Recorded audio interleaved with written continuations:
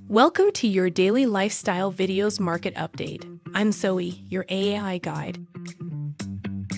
Today, we will take a look at the 30-day market snapshot for the town of Aurora.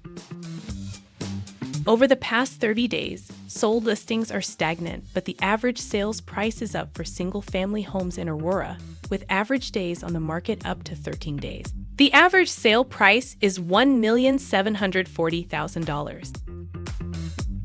Taking a look at condos, sold listings, and the average sales price are down, with average days on the market up to 22 days. The average sale price of a condo in Aurora is $698,000. Stay on top of the real estate market here at lifestylevideos.com with our selection of videos. You can also search for homes and view all current listings in your area.